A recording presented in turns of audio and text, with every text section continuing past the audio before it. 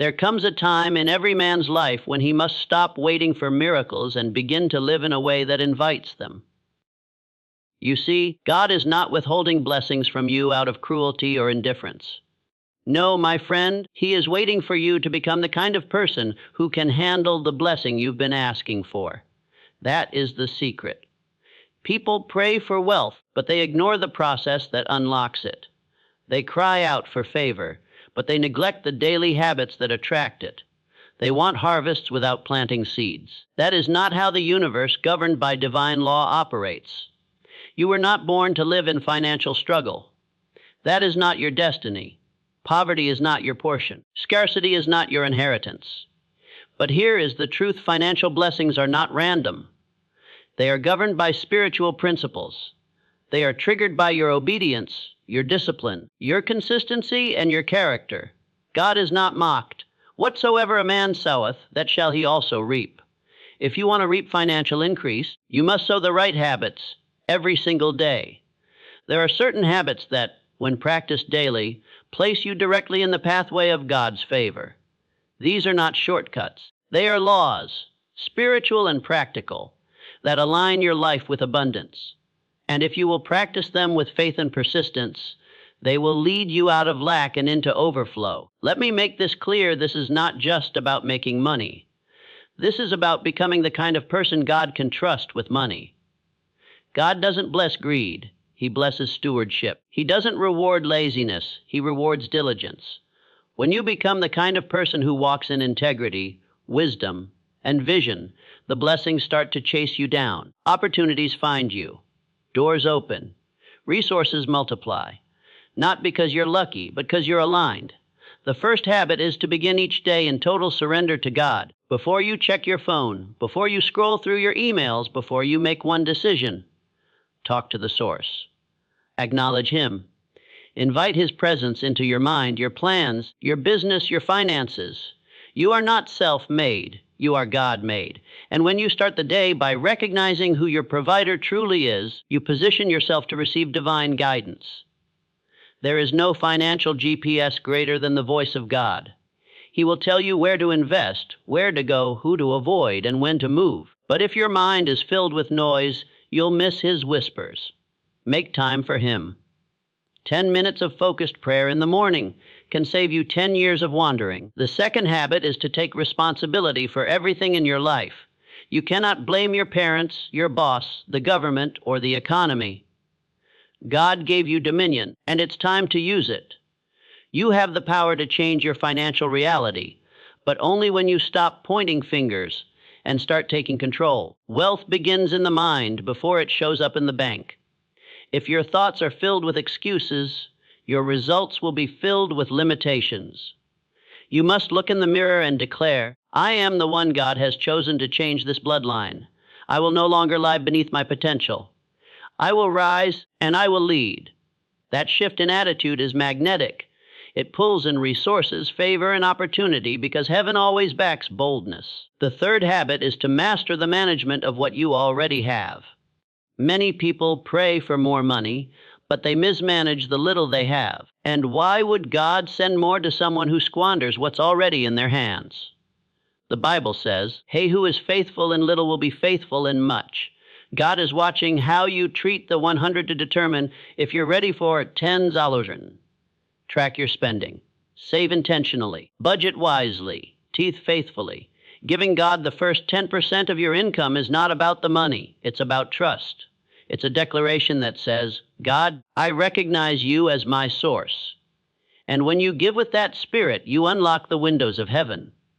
He will pour out more than you can contain, but you must first prove yourself faithful. The fourth habit is to pursue excellence in everything you do. Do not settle for mediocrity. Whatever your hand finds to do it with all your might. Whether you are cleaning floors or closing deals, do it with integrity, with excellence, with passion. Excellence attracts promotion. Excellence is a magnet for wealth. The world does not pay average. It rewards extraordinary. And extraordinary results come from people who go the extra mile. When you give more than you are paid for, you create a value gap. And where there is value, money flows. You don't chase the money.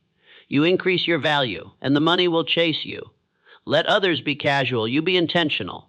Let others cut corners, you build mastery, and soon you'll find yourself promoted, not just by man, but by God. The fifth habit is to speak only words that align with where you're going, not where you've been.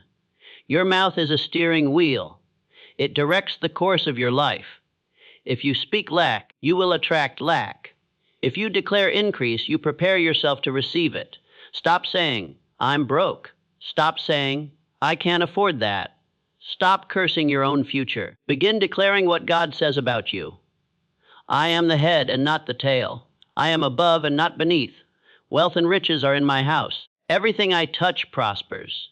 These are not empty affirmations, they are spiritual activations. Heaven responds to faith, and your words are proof of what you believe. Speak as if the blessing is already on its way, because it is. The sixth habit is to act daily with discipline and purpose. The blessing of God does not fall on the lazy. It falls on those who move in faith. God parted the Red Sea after Moses stretched his rod. He multiplied the oil after the woman poured what little she had. Faith is action. You must work your vision. Write the book. Build the business. Take the course. Make the call. You don't have to do everything in one day, but you must do something every day. Small steps taken consistently lead to massive results. Stop waiting for perfect conditions. They don't exist. Start where you are, use what you have, and trust that God will meet you in motion. He blesses movement, not stagnation. The seventh habit is to surround yourself with people who carry the spirit of abundance. If everyone around you complains, gossips, and lives in fear, their mindset will contaminate yours. Show me your 5 closest friends, and I will show you your financial future. You need people who think big talk faith and walk in integrity. You need mentors, not just friends. You need people who will challenge your excuses and hold you accountable to your destiny. Iron sharpens iron. Find a circle that inspires you to rise higher. And if you can't find one, create one. But whatever you do, stop walking with people who are comfortable staying stuck. Their comfort zone will become your prison. The eighth and final habit is to give generously. From a heart of gratitude, giving is not just a financial transaction. It is a spiritual declaration. It says, I believe there is more where this came from. It is a weapon against fear. It is an act of trust. When you give to others, whether it's money, time, or service, you tap into divine flow. You move from scarcity to abundance. God gives seed to the sower, not to the hoarder. The more you give, the more He gives through you. And when you live with an open hand, you position yourself for supernatural multiplication. The loaves and fish only multiplied after they were offered. Give to those in need. Support causes that align with your values. Be a vessel, not a vault. And remember this, the financial blessing is not the goal. It's a tool. It's not the destination. It's the byproduct of living right. The real goal is to become the kind of person God can trust to steward resources for His kingdom, to feed the hungry, to build schools, to fund dreams, to break generational curses, to walk in freedom and to set others free. The world does not need more rich people. It needs more righteous people who are blessed and bold enough to change the world. If you will rise each day with these habits, surrendered to God, responsible in action, faithful in stewardship, excellent in service, powerful in speech, disciplined in motion, wise in association, and generous in spirit, you will see the windows of heaven open over your life. Not just once, but continually. Not just for you, but for generations to come. Because when God blesses you financially, He is not just thinking about you. He is thinking about every soul your obedience will touch. And that, my friend, is the true meaning of divine wealth. There are moments in life when you don't need more information. You need revelation. And the revelation is this: God's financial blessing is already prepared. It's already set aside. But He's not just preparing the blessing for you. He's preparing you for the blessing. That's why you felt pressure. That's why there's been pruning. That's why you've had to go through seasons of discipline, delay, and discomfort. Because wealth without wisdom is a curse. Money in the hands of someone without maturity becomes a weapon. But money in the hands of a faithful, disciplined, spiritually aligned person, that becomes a divine instrument of transformation, a tool for building, for healing, for restoring what has been broken for far too long. So, you wake up each day and you practice these habits not because you're trying to earn God's love. You already have that. You do it because you are aligning yourself with heaven's rhythm. You are choosing to live above emotion and move in conviction. You don't do it when you feel like it. You do it because you must, because you know that every seed sown in secret will eventually produce a harvest in public, that every small act of obedience becomes a brick in the foundation of your destiny, and you know that you are being watched, not just by people, but by heaven. God is watching how you handle your delay, how you handle the 10 job, how you manage the job you don't like, because that's what determines if you're ready for the next level. This is where many people miss it. They want to be promoted, but they dishonor their current assignment. They want millions, but they despise their hundreds. They want global impact, but they ignore their local responsibility. They think the big stage will change them, when in fact it only reveals what was already hidden in the small places. If you cannot handle the pressure of the seed, you'll never survive the weight of the fruit. So don't rush the process. Embrace it. Lean into it. Every single day, show up with consistency, even when you don't see results, even when the bank account doesn't reflect your faith, even when the vision looks too far off. Because one day, everything you've been building in silence will speak for you in volumes. And you won't have to announce yourself. God will. And when you operate in this way, when your habits reflect your hope and your discipline mirrors your desire, doors begin to open that you didn't even knock on. People begin to show up who carry the answers to prayers you forgot you prayed. Suddenly, what once seemed impossible becomes inevitable. That's not magic. That's momentum. That's the compound interest of consistent obedience. That's the economy of the kingdom. God doesn't just bless potential.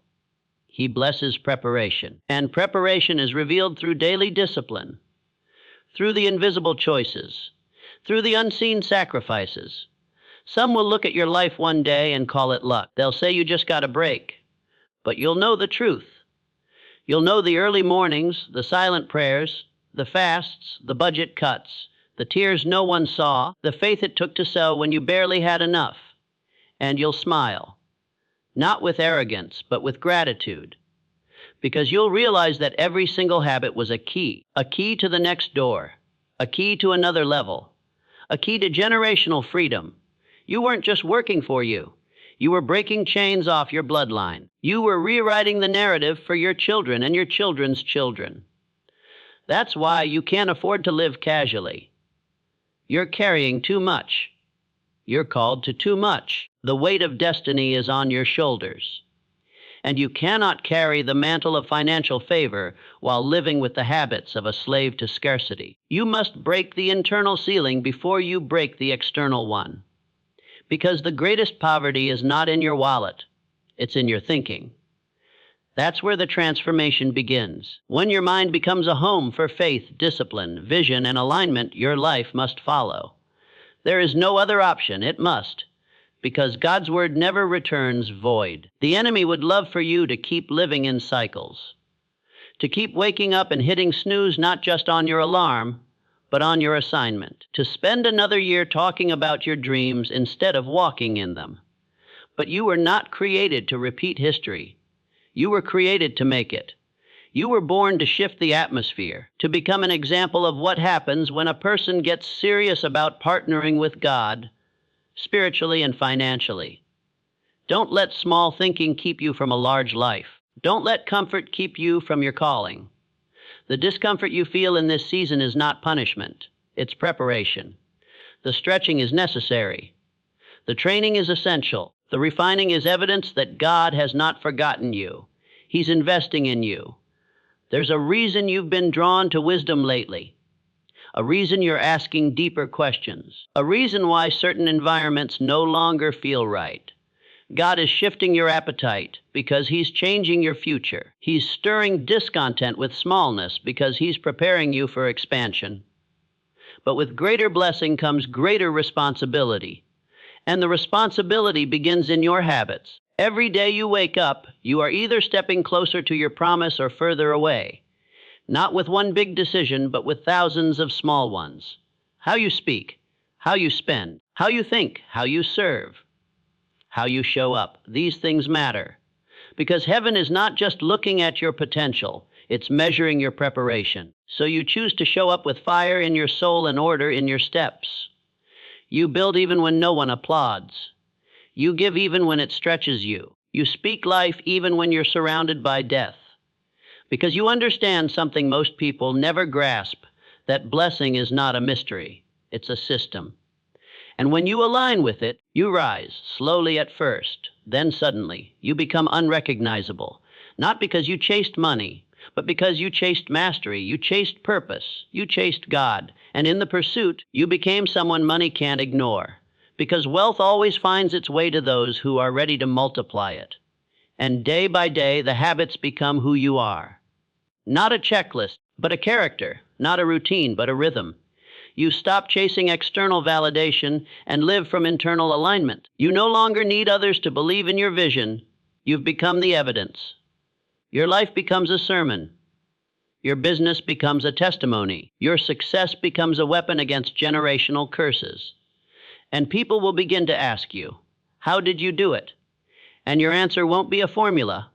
It will be a lifestyle of discipline, surrender, and obedience.